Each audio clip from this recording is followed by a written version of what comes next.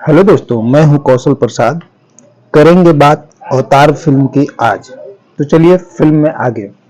तो दोस्तों, आज हम बात करने वाले हैं साइंस फिक्शन नज़ारा की एक बहुत ही बढ़िया फिल्म के बारे में, जो जिसने बॉक्स ऑफिस पर आज तक से सबसे ज़्यादा कमाई की है। 2009 में आई अवतार मूवी अपने समय से बहुत ही आगे थी। इसके विजुअल इफेक्ट्स और स्टोरी काफी जोरदार है, जिसकी वजह से इस फिल्म में अक्सर वार्डर ऑर्डर के साथ साथ कई सारे दूसरे अवार्ड्स भी जीते हैं। इस मूवी में हमें एक अलग दुनिया और बिल्कुल अलग तरह के लोग दिखाए गए हैं।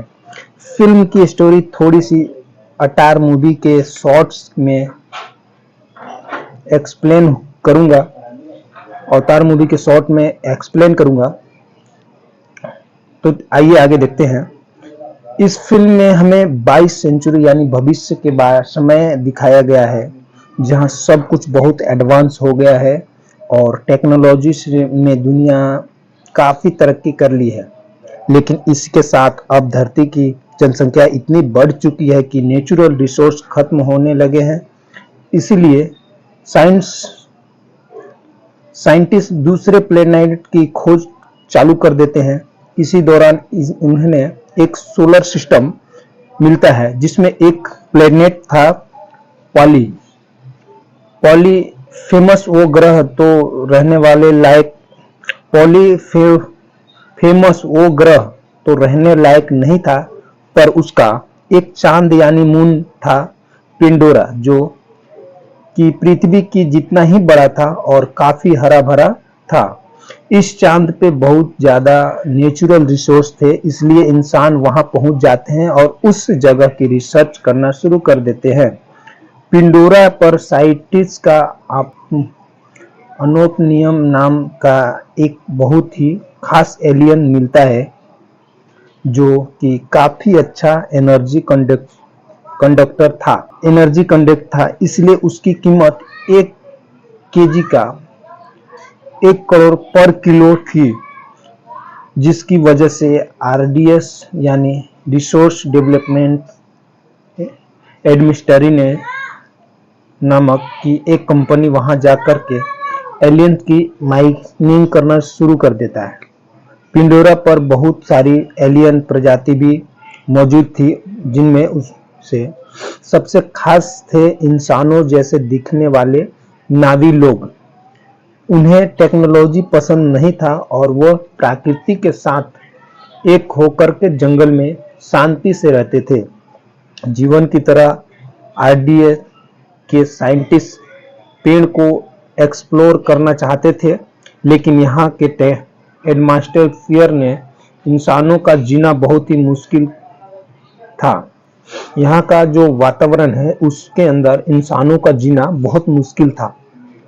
इसलिए साइंटिस्ट इस काम के लिए एक रास्ता निकालते हैं। वहाँ नाविक और इंसान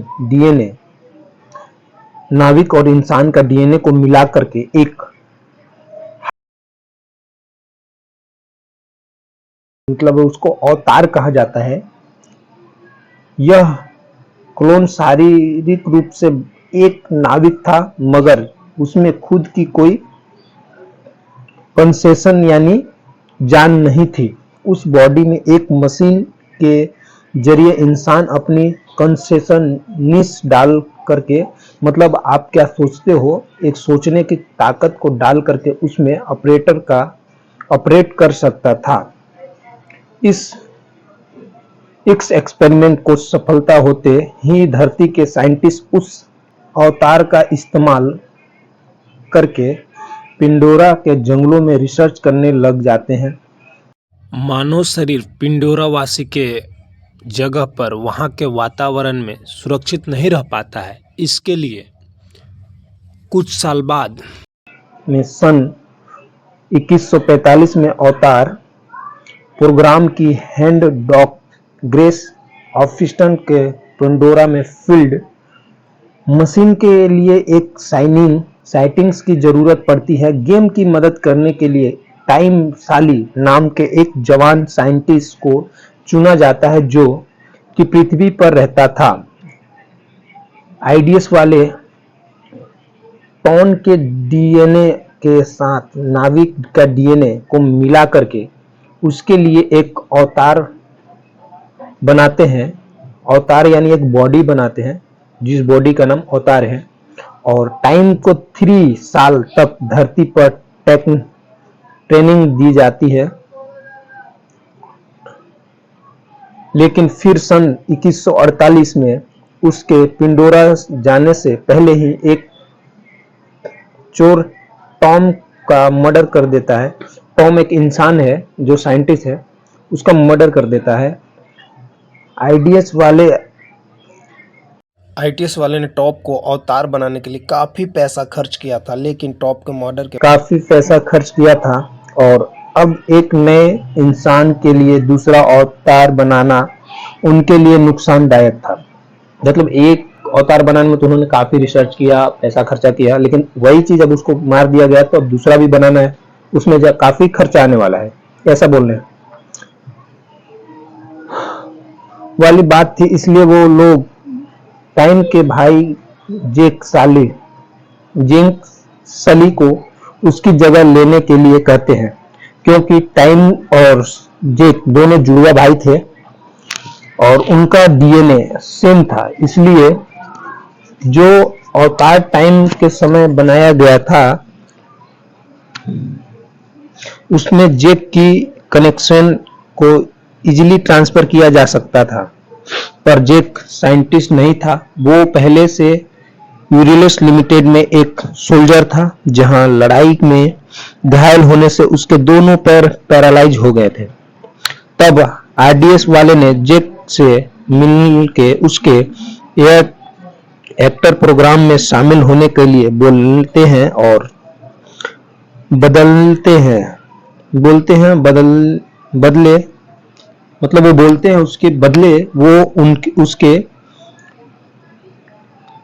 उसके बदले में वो उनको बहुत सारे पैसे देने की भी बात करते हैं। इसलिए जेक इस मिशन के लिए तैयार हो जाता है और इसके बाद जेक एक स्पेस में से 6 साल तक ट्रेवल करता है और सन 2154 में पिंडोरा पहुंच जाता है, जहां उसकी मुलाकात ग्रेस आस्टन से होती है। ग्रेस जो कि वहां के देखकर खुश नहीं होती, क्योंकि उसे एक साइंटिस्ट की जरूरत थी, ना कि सिपाही की। लेकिन उसके पास दूसरा ऑप्शन नहीं था, इसलिए वह जेक के अवतार प्रोग्राम में शामिल कर लेती है और जेक को और उसके एक साथी उन दोनों की आत्मा को उस नए शरीर में डाला जाता है, जो प्रोसेस में उनकी ह्यूमन बॉडी से सो जाता है और वो लोग अवतार बॉडी में जाकर उठते हैं। जेक बहुत ही जल्दी अपने नए शरीर में अपने नए शरीर को अच्छे तरह से इस्तेमाल करना सीख चुका था। और इसी बीच में आरडीएन की सिक्योरिटी फोर्स के हेड कर्नल कोरी को पता चलता है कि जेक पहले एक सोल्जर था और उनके कई बॉडी जंगल लड़ाई, इसलिए कर्नल जेक से मिलके उसके बोलता है कि जब वहां सिर्फ नाम के लिए ही डॉक्टर ऑफ हॉस्टेक के साथ काम करे और नाविक लोगों की सारी जानकारी उसके आकर के बताए। असल में आरडीए के मालिक पावर सोल्जर को किसी की भी कीमत में वो टेक्नोलॉजी चाहिए थी, जिसे हासिल करने के लिए जिम्मेदारी उसने कर्नल कॉलेजी को दी थी। चाहे वो जहां चाहता तो वो आसानी से अपनी फौज और हथियारों से नाविक पर हमला करके उसकी जमीन से अपनो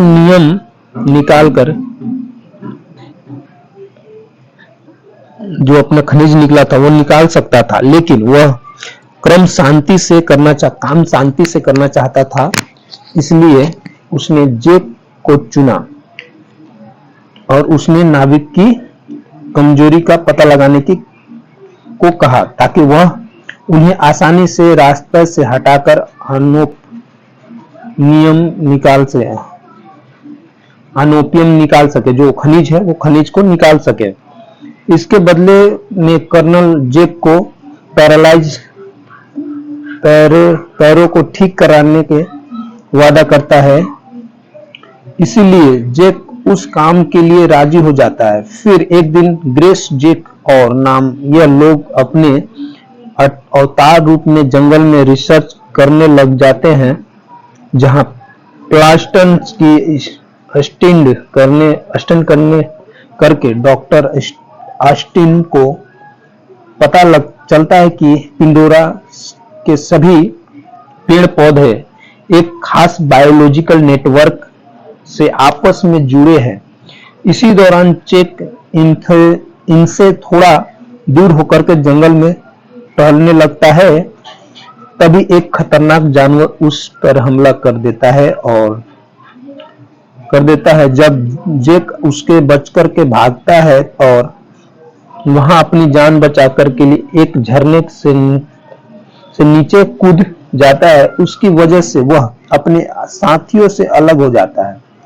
ग्रेस और नार्म जैक जंगल में काफी ढूंढते हैं, लेकिन क्योंकि अब रात होने वाली थी, इसलिए उन्हें मजबूरी में वापस लौटना पड़ता है। इधर जैक जंगल में अकेला भटक रहा था, तभी नेटवर नाम की एक नाविक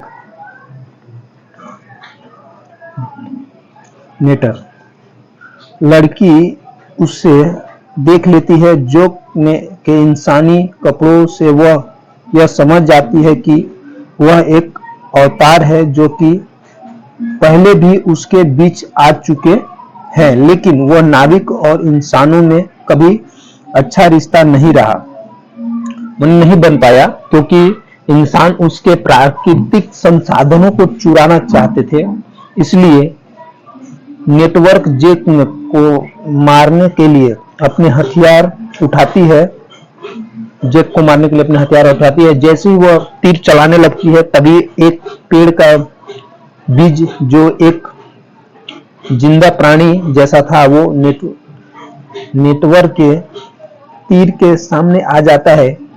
इसलिए वो रुक जाता है, क्योंकि वो बीज आत्मा के पेड़ का था, जिसमें नाविक बहुत पवित्र मानते थे और उसमें उनकी देवी एवा का वास। इसके लिए बाद रात में जैक पर उस जंगल जानवर हमला कर देते हैं और वो अकेला उसे लड़ नहीं पा रहा था। तब वहां पर नेटवर्क आती है और वो उनकी जान बचा लेती है। इस जैक उसके पिछले जाने लगता है, लेकिन नेटवर्क उसके मना करती है। तभी वह पवित्र पेड़ के बहुत सारे बीज वहां पर आकर के जैक के शरीर पर बैठ जाते हैं। इससे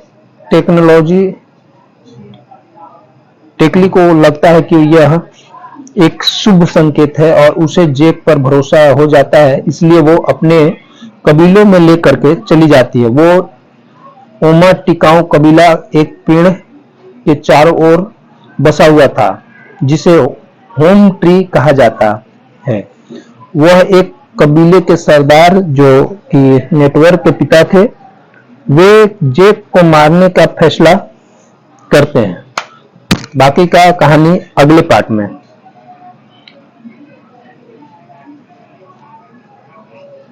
और दोस्तों, यदि आपको ये वीडियो अच्छा लगे तो हमारे चैनल को सब्सक्राइब करें, लाइक करें वीडियो को और एक प्यारा सा कमेंट करें। और ऐसे ही मूवी का रिव्यू, सबसे ट्रेंडिंग मूवी और जो मूवी आने वाली है, सभी मूवी का जानकारी हमारे चैनल पर उपलब्ध मिलेगा आपको। तो आप जुड़े और वीडियो का आनंद लें।